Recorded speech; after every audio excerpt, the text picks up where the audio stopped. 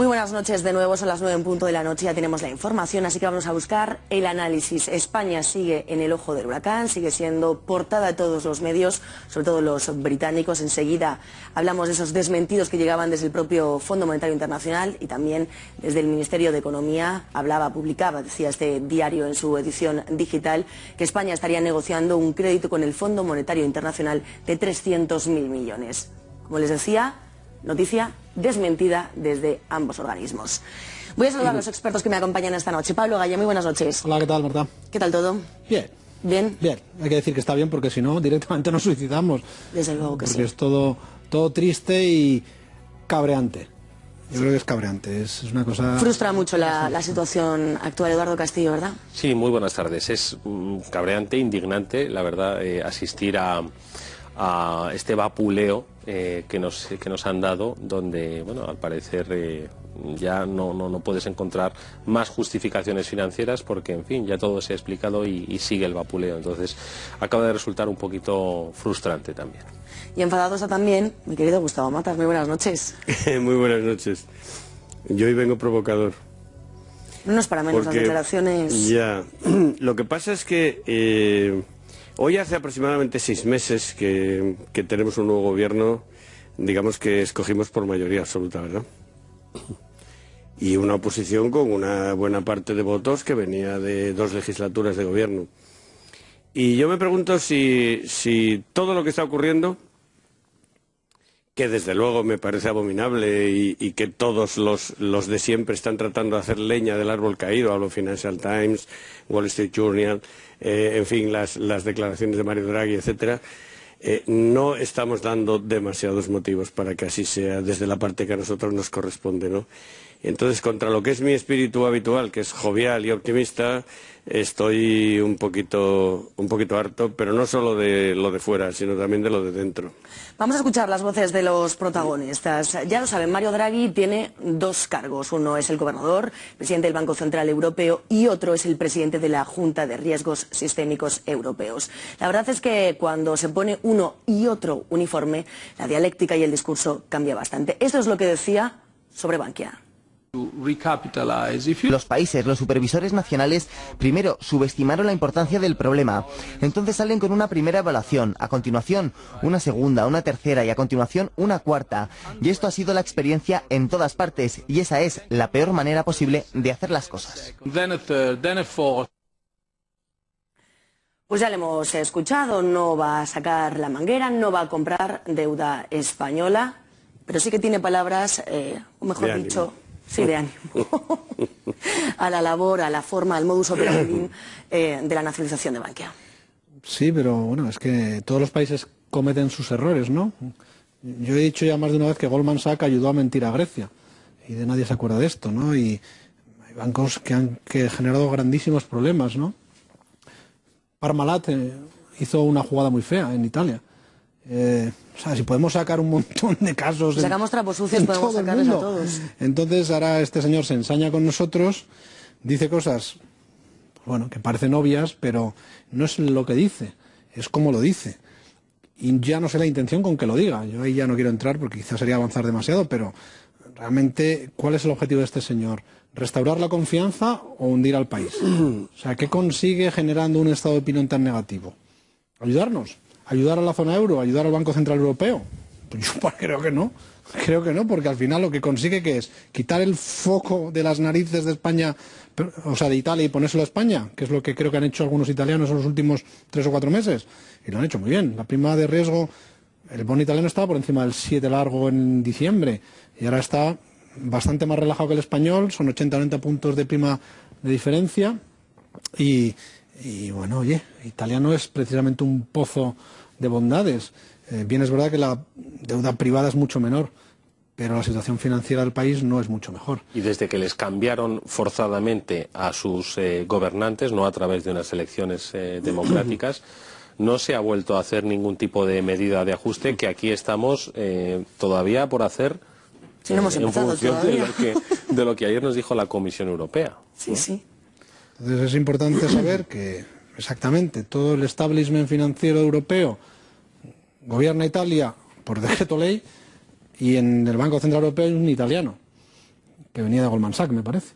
No, venía de Goldman Sachs. Entonces, mira, yo no quiero ser un conspiranoico, pero me provoca, como a Gustavo, malas sensaciones, ¿no?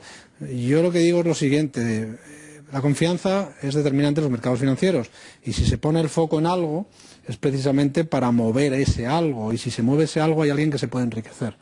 Entonces, esa es la explicación. Yo lo que no entiendo es que nos tiren piedras, no sé con qué objeto. Yo estoy empezando a pensar y a creer, y si no a percibir al tiempo, que Europa es la institución que más trabaja por el antieuropeísmo de los países miembros. Entonces, creo que España, he leído una pequeña noticia de la CNN que en su página de internet, que también nos lleva a portada, ¿vale?, hablaba de unas encuestas en las que ya el antieuropeísmo de los españoles se había elevado hasta ser prácticamente mitad y mitad. La mitad de la población pues ya estaba pensando que la Unión Europea lo que les estaba trayendo era desventajas más que ventajas, ¿no? No quiero entrar ahora en lo que nos hemos beneficiado y ahora que no nos dan dinero, no. Yo creo que estamos ahora mismo asistiendo a la pasividad absoluta, ¿vale?, frente a un linchamiento que puede tener más o menos razones. En economía todo se puede justificar, yo no digo eso, ¿no? Pero asistimos a un linchamiento y a una pasividad extrema, ¿vale?, de los países que representan la fortaleza económica de la Unión Europea. Tibiamente Merkel ha tenido que salir después de que 2 días consecutivos nos hayan apaleado por completo. Lo que ha dicho Pablo de esa... Yo tampoco soy conspiranoico, pero evidentemente, como todo en economía se puede justificar, esto es injustificable. Que la economía italiana, en contraste con la española, salvo por algunos conceptos relativos a la deuda, etcétera, etcétera, haya pasado a un segundo plano, haya mejorado todas sus condiciones en el mercado. Entonces, yo creo que esto está siendo muy contraproducente, porque si lo que están esperando es salvar el euro, lo que van a hacer es no solo no salvar el euro, sino quebrar el concepto de la Unión Europea, porque ahora mismo vemos que nos están dejando solos en la arena del circo. Es como... Pero, si me permitís, Perdona, Gustavo. de análisis del griego ana para conocer lisis, deshacer. Es decir, conviene no mezclar demasiado las cosas, queridísimo Eduardo, que hacía tiempo que no te veía y estoy encantado de reencontrarte, porque si no podemos organizar una pelota muy bonita. Sin ninguna duda, los líderes, por llamarlos de alguna manera, porque no lideran, europeos han perdido el norte y están dando motivos para la desafección del ánimo europeo de todos. Pero ya lo decía Ortega, Europa, para España, Europa no es el problema, Europa es la solución. Y finalmente, como también decía Ortega, Europa se espabilará el día que vea aparecer detrás de los Urales un montón de caras de chinos, y ya están ahí. Bueno, entonces dicho esto, y por separar un poco los temas, hay una parte que es que tiene toda la razón el señor Draghi, por más que a mí me parezca inadecuado que lo diga él, y en el contexto que lo dice y la forma que lo dice, porque está diciendo exactamente la verdad. No hay peor forma de alumbrar un tema. Vamos por la segunda reforma financiera después de las 2 anteriores. El tema, en principio, era que estaba todo bien. El Banco de España era una maravilla de órgano que obligaba a toda la banca a provisionarse, lo cual, además, en el contexto aquel, era bastante cierto. Lo que pasa es que, como las cosas no paran de ponerse peor, pero yo creo que la falta de coordinación en el gobierno, la falta de determinación a la hora de haberse dejado de contemporizaciones electoralistas y haber preparado los presupuestos generales del Estado con tiempo, la falta de gobierno, la descoordinación general, aquí parece que todo el mundo se ha empeñado en echarse tierra encima. Me hacía gracia hoy, el periódico ponía que Miguel Ángel Fernández Ordóñez, que está ahora en plan victimista también, decía que había una conspiración contra el Banco de España. Claro, la dirige él. ¿Hay una conspiración contra el gobierno de España? Me pregunto quién la está dirigiendo, pero desde luego una parte sustancial depende del propio gobierno. Entonces llega un momento que con Tomás y Valiente era de los que decía que amaba apasionadamente a este país, del que me gustaban hasta los defectos, empiezo a considerar si no será mejor que de una santa vez nos intervengan. Y voy a explicar por qué digo esto. Porque es que la oposición, sabedora de que el gobierno va a prohibir una comisión parlamentaria sobre Bankia, aprovecha la coyuntura para pedirla, sabiendo que no lo van a dar, pero todos sabemos que no le interesan. El señor Fernández Ordóñez dice, yo estaría muy dispuesto a ir, pero soy un patriota y si me piden que no vaya, no voy. Pero por favor, ¿a quién quieren ustedes engañar? Ya lo único que nos faltaba era el rey cazando y el presidente del Consejo del Poder Judicial pasando los fines de semana en Marbella. Y nosotros aquí de campo, y haciendo, y yo de verdad que aprecio muchísimo vuestro espíritu, y en una parte lo comparto, pero lo empiezo a dejar de compartir, porque yo no sé si lo patriótico en este momento es decir, que gobiernen ellos, Vamos a ver porque es que esto ya no hay por dónde cogerlo. Y déjame solo un segundito más. ¿Qué es lo que yo creo que pasa? Hay una falta de voluntad política de acometer una serie de problemas que están ahí, como eliminar el pesebre autonómico, clarificar totalmente las duplicidades en la administración, redefinir o eliminar el papel del Senado, ver qué pasa con las diputaciones, eliminar los pesebres autonómicos, revisar la financiación de los partidos políticos, que ni un partido ni el otro, ni ninguno de los poderes fácticos están dispuestos a rehacer, y yo no sé si sería una ocasión buena de que lo rehiciera Europa. Estoy provocando, ya os lo he advertido antes. Pero mira, yo pienso una cosa. Es cierto que se han cometido y se van a cometer más errores. Es cierto que la gestión de la reforma del sector financiero se ha hecho de una forma tardía, se ha hecho de una forma a trompicones y ha sido la guinda lo que hemos visto con el episodio de Bankia. Es cierto que aquí se han dicho unas cifras de déficit que luego se han vuelto a corregir, Es cierto que aquí tenemos un sistema que es de muy dudosa sostenibilidad, pero está basado en cuestiones de tipo político. Sin embargo, creo que todos esos defectos que se penalizan han sido penalizados, pero no justifican que la prima de riesgo, es decir, el encarecimiento y el empobrecimiento, es decir, estos defectos pues tienen una puntuación. ¿Has hecho esto mal? Pues 10 puntos. ¿Has hecho esto mal? 10 puntos. Entonces, esto evidentemente tiene una penalización, pero no creo, y me parece excesiva, que esa penalización esté en los 540 puntos de empobrecimiento. Y además también tiene una penalización en todos los ajustes a los que nos estamos sometiendo los ciudadanos, que nos supone una devaluación de nuestro estado del bienestar, que podemos entender que es necesaria o no, que podemos aceptarla con una mayor o menor sonrisa, pero la penalización sabemos hasta dónde puede llegar. Más allá de esa penalización más o menos controlable, entramos en el drama. Y eso es lo que precisamente tiene que evitar Europa. Europa nos puede penalizar por haber dicho lo que ha dicho Draghi, pero ustedes ¿qué reforma financiera han hecho? Una vez, 2 veces y tal, penalizados, muy bien. Europa nos puede penalizar por el estado de las autonomías, y entonces ustedes tienen que recortar y le vamos a subir el IVA y le vamos a subir los impuestos y tal, no sé cuántos. Pero ya a partir de ahí, donde nos ha castigado, nos ha puesto con los libros así, como se ponía en las escuelas, nos tiene que ayudar. Y esa ayuda hoy llegaba de la mano de Angela Merkel. Esto era lo que le decía Angela Merkel al mundo. Pedía confianza en su aliado, en Mariano Rajoy. Mariano Rajoy ha heredado una difícil tarea. Debe poner en marcha muchas reformas estructurales. La situación de los bancos en España no es tanto el resultado del gobierno actual o de la consolidación presupuestaria, como el resultado de años atrás por la burbuja inmobiliaria. Ahora el presidente del gobierno ha decidido traer transparencia al sector. Sorprendente, ¿verdad? Qué cariño. Yo diría una cosa, y es que, la analogía que me viene a la cabeza es: un niño suspende una evaluación y se da cuenta que lo ha hecho mal y está compungido y dice, voy a estudiar, voy a poner todo de mi parte para aprobar la siguiente evaluación. Y el niño empieza a estudiar y su padre le está diciendo, eres un paleto, eres un cateto, no vales para nada, eres un auténtico desastre, además esto lo has hecho mal y te han puesto en unas matemáticas y además no lo que... Y digo, ¿por qué quiere el padre? ¿Que siga suspendiendo el niño? Ese es Mario Draghi.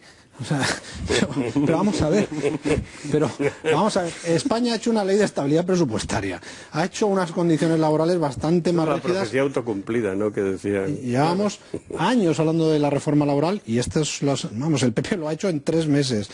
Ha entrado a saco con los bancos y ha vuelto a entrar a saco con los bancos.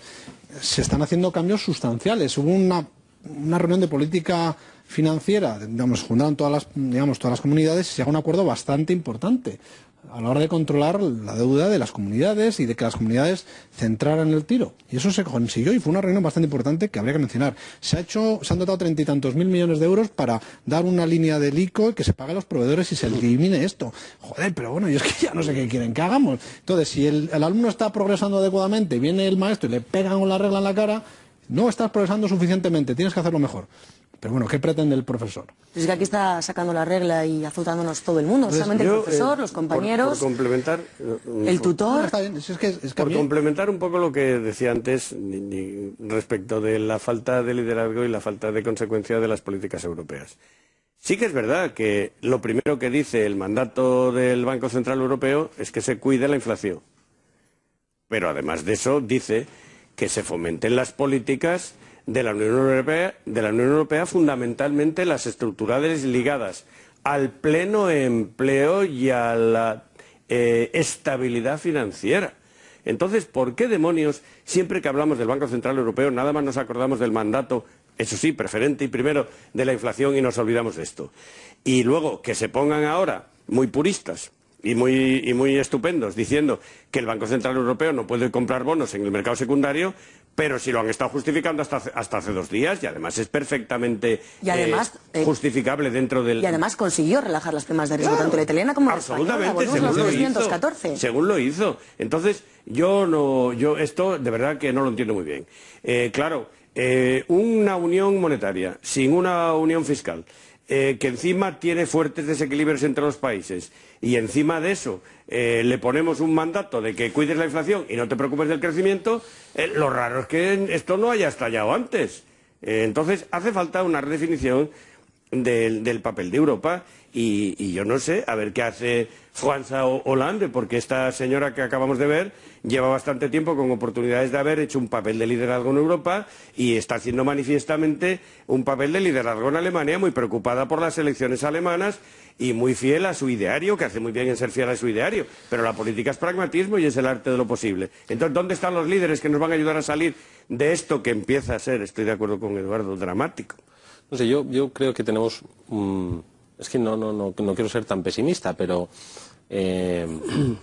lo que he leído en la CNN, que es muy interesante, yo recomiendo a la gente que se lo ponga, porque estamos en la primera... Absolutamente. En la primera todas las primeras páginas línea de lectura. No tienes que irte a la CNN de Europa, es la CNN norteamericana, que tienen además un vídeo un poco cinematográfico. Bueno, mis amigos latinoamericanos me dan casi el pésame cuando me mandan correos todos los días. Sí, cuando ves un 00 a veces no quieres ni cogerlo, ¿no? Pero bueno, en este artículo venía a decir una cosa que también es muy significativa. Hoy, y me figuro que lo ibas a comentar, hemos visto la noticia de estos índices estadísticos del Banco de España con respecto a la salida neta de capitales, no huida ni fuga, sino salida, ¿no? Entonces, a propósito de esta salida, decía un analista al que le preguntaron en este artículo, dice, pero ¿en qué Europa estamos viviendo si quien se está beneficiando del pánico o el riesgo que ahora mismo supone España es el Deutsche Bank? Se lo están sacando de los bancos españoles para llevárselo a los bancos alemanes, que son, pues muy bien, más seguros, cosa que me alegro. Entonces, claro, si estamos en una competencia financiera en la que nos está perjudicando de una forma muy fuerte los propios bancos alemanes, ¿qué podemos esperar? ¿Vale? De que algún día sea la propia Alemania la que nos rescate? Hemos oído a Angela Merkel ahora, pues pronunciando muy bien a Mariano Rajoy. Entonces tendrá que ocuparse del interés del rescate. Creo que estamos en una situación absolutamente kafkiana, tú lo has dicho. Entonces, no sé por dónde, lo del cascabel y el gato, no sé por dónde se puede empezar, porque es que parece no tener solución esto de Europa. Yo diría que es más que kafkiana, es política. Es que es una situación política.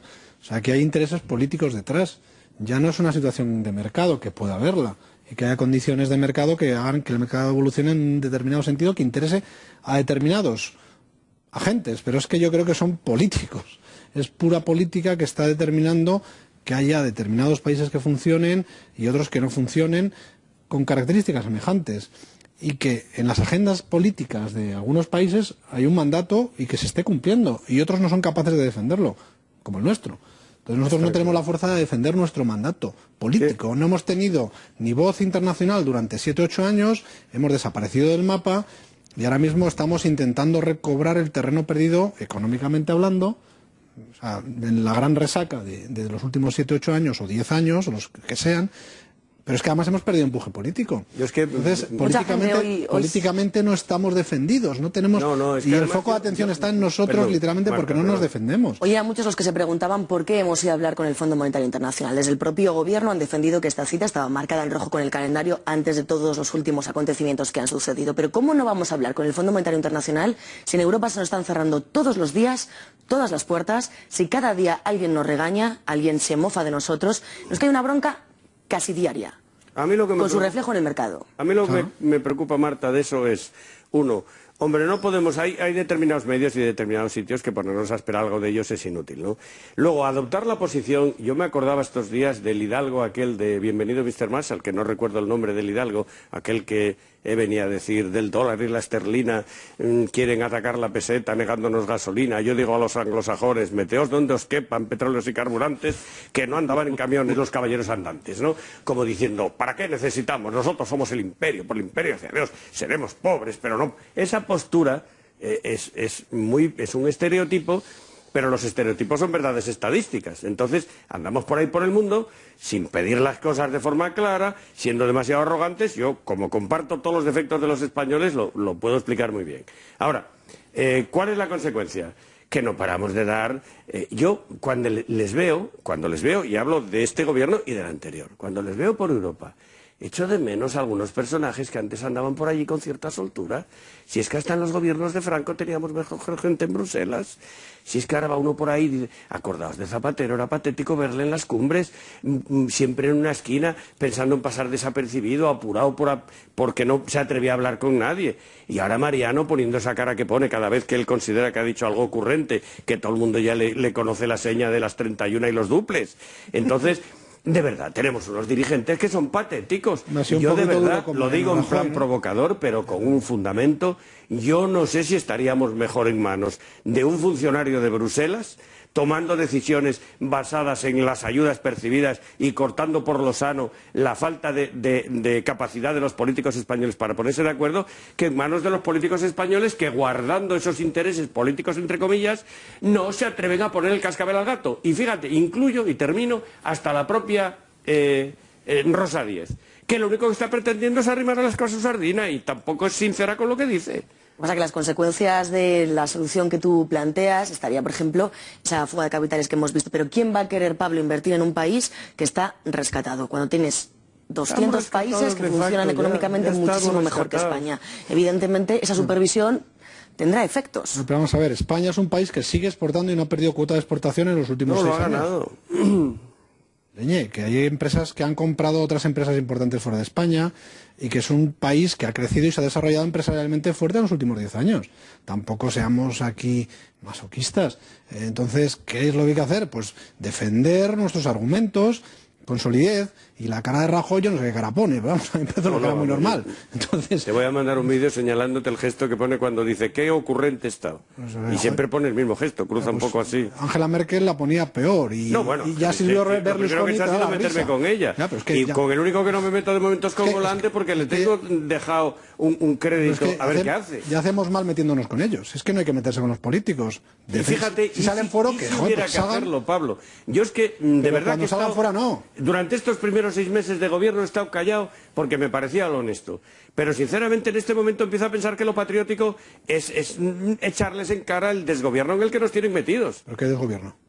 El desgobierno de este país, en donde necesitamos, sumo los anteriores y los actuales, los pongo a todos en el mismo caso, saco, un desgobierno en cuanto a las políticas económicas, un desgobierno en cuanto al acelerado crecimiento del déficit, un desgobierno en cuanto a la precisión y la comunicación del déficit, un desgobierno en cuanto al control de las autonomías, un desgobierno en cuanto a la crisis, un desgobierno radical y absoluto, una falta de coordinación a todos los niveles, y además no es malo, no es lo peor que haya esa falta de coordinación y ese desgobierno, sino que además yo veo que es por razones estructurales, porque los partidos de este país son una especie de entes que se alimentan a sí mismos en lugar de estar trabajando para la solución de los problemas de los ciudadanos. Sinceramente lo veo así. De todas formas, Gustavo, yo estoy absolutamente de acuerdo. Mirad, los partidos, parece estupendo que estés en desacuerdo, aunque no se hayan dado cuenta, pero los partidos en sí mismos ya se han diluido. Nosotros vimos en mayo del año 2010 cómo el Partido Socialista, o su principal responsable, en ese caso era presidente de gobierno, José Rodríguez Zapatero, hizo un recorte, el primer y mayor recorte hasta entonces, de las políticas sociales que había habido en España, el Partido Socialista. Luego hemos visto cómo el Partido Popular, con Mariano Rajoy al frente, desde el pasado 20 de noviembre, pues ha realizado cosas que durante los últimos meses dijeron que jamás iban a realizar, tales como las subidas de impuestos, etcétera, etcétera. Con esto no quiero decir que no sean consecuentes con sus programas electorales, pero, que me da exactamente igual, sino ¿al que... ¿Al dictado de quién lo hacen? Al dictado de las necesidades de Europa. Por tanto, se ha diluido cuando nos preguntan, es que igual necesitaremos un gobierno tecnócrata en nuestro país. Si nosotros llevamos con un gobierno tecnócrata desde hace ya año y medio. Es que vamos a perder soberanía. Si ya la tenemos perdida. Tienen una mano atada a la espalda y la otra libre. Y es con la que en la libre unos hacen unas cosas y otros quizás generan problemas de comunicación. Pero en definitiva, nosotros estamos haciendo las cosas que nos están imponiendo, pidiendo, sugiriendo. Entonces, creo que ya el poder político en nuestro país, que todavía tiene mucho margen para hacer mucho daño al ciudadano, eso nunca va a desaparecer, pero aún así creo que se ha diluido, porque esto ya trasciende a la política, e insisto, y trasciende a programas electorales. Y ya no se trata de decir que la izquierda baja impuestos y la derecha los sube o al revés. Si hacen todos lo mismo. Entonces, al final, creo que mejores o peores políticos, ya no podemos hablar de mejores o peores políticos, podemos hablar de mejores o peores grados de comunicación o traslación de medidas a los ciudadanos y su implementación en el tiempo y adopción de políticas económicas que al final son todas iguales para el mismo, ¿no? Hoy vengo refranero. Esto que acabas de decir me recuerda a eso, hablando de Zapatero y Rajoy. Otro vendrá que bueno me hará, todavía no lo ha hecho bueno. Pero la verdad es que uno mira y dice, Dios mío, de mi vida, ¿en manos de quién estamos? Esa es mi impresión y tengo que ser honesto al decirlo y admito que puede haber opiniones distintas a la mía, ¿cómo no? Estamos entrando ya a la recta final. ¿Queréis seguir hablando de España o vamos con Grecia? No, si quieres vamos con Grecia. Sí, vamos con Grecia. No, yo básicamente lo que quería decir es que están mucho peor, ¿no? Vamos a ver, porque están mucho mal que nosotros. No lo hacen ellos, pero nosotros también. No, mucha pena. Nada, sigue con Grecia ya. Venga, vamos con Grecia. Las elecciones el 17 de junio están ya a la vuelta de la esquina. Parece que Nueva Democracia va ganando puntos y esos puntos se van a traducir en muchos más ajustes. Veremos si la sociedad está dispuesta a asumirla. La pregunta que yo les lanzo es: ¿cómo va a sobrevivir a todo este caos Europa? ¿Cómo va a ser la nueva eurozona que se avecina? ¿Cómo va a ser? Yo no tengo ni idea. Pero ni idea. Es que no sé ni cómo va a acabar todo esto. ¿Cómo parece previsible que vaya a parar? Yo no creo que a España le intervengan. Lo digo sinceramente. No lo creo. Y supongo que, bueno, pues que aquí se reestructurará lo que se puede reestructurar y la situación de Grecia es la que más dudas me plantea. Pero sacar a Grecia del euro y dejarla sola en un corralito como Argentina, con una deuda denominada en euros y unos activos en dracmas nuevos, pues no sé qué significará para el conjunto de los acreedores que tengan esa deuda y cómo les va a pagar, ¿no? Cómo provisionarán esas quitas. Esa es mi duda. No sé cómo, no tengo cifras ni sé dónde llegar ese asunto. Pero el problema ya no es tanto económico sino político. Si Grecia sale, supongo que se terminaría desgajando la unión, porque se abre una costura y esa costura abre la tela y la tela se termina rompiendo. Entonces eso sería muy mala noticia, que Grecia saliera o que se rompiera por alguna costura la unión. Incluso Grecia puede ser que no salga del euro, y porque es precisamente por ese argumento. Entonces, ¿qué pasará en los próximos meses, años? Pues supongo que las agendas se terminarán relajando, como se han ido relajando. Hace un par de meses hablábamos de la rigidez del 6 al 8,5, ahora al 9, que eran 2, 3 años, que al final serán 4, y a medida que vayan saliendo las cifras y nos vayan evaluando trimestre a trimestre, dirán, pues los españoles parece que van cumpliendo, ¿no? Pues bueno, pues sí, no, se irán relajando los términos, pero al final el más listo que opere en este momento de debilidad será el que se lleve, digamos, lo mollar de la próxima recuperación, y ahí pues algunos están remando en sentido correcto y otros estamos sufriendo. Entonces yo creo que, para mojarme, España no saldrá del euro, ni por asomo. Incluso Grecia quizá no salga del euro y posiblemente se reestructure la zona euro con algún procedimiento diferente o algún sistema de equilibrios. Se ganará tiempo y seguramente se relajarán los condicionantes. Yo creo que eso es lo que va a pasar, ¿no? Entre medias, algunos habrán ganado dinero vendiendo futuros, seguramente, pero bueno, eso ya es otra cuestión. Río revuelto, ganancia de pescadores. Algo que decir, 30 segundos os doy a cada uno porque estamos a puntito de Lo que ha dicho Pablo más simplificado. No tengo ni idea de cómo puede acabar Europa. Yo tampoco lo sé, pero hay un escenario alternativo al que ha planteado él. Y es España rescatada financieramente, España rescatada de hocicoz, y tampoco va a variar tanto el contexto, porque o nos rescatan o no, pero en cualquier caso nos van a obligar a una política de recortes y recortes y recortes que o la contrapesamos con una política de estímulos al crecimiento o no vamos a salir de los 5 millones de parados nunca. A mí me obliga el reloj a despedirles. Pablo Gaya, muchísimas gracias. Eduardo Castillo, buen cierre. Gustavo, hasta la próxima. No sé a dónde te vas ahora, a dónde te lleva la maleta. No, esta temporada estoy por aquí. Bueno, pues espero verte por estos lares. Muchas Señores, gracias. hacemos una pequeñita pausa, actualizamos la información, F5, y enseguida Antonio Pérez Lobato, en compañía de Gemma González, repasan lo último que ha sucedido a nivel internacional.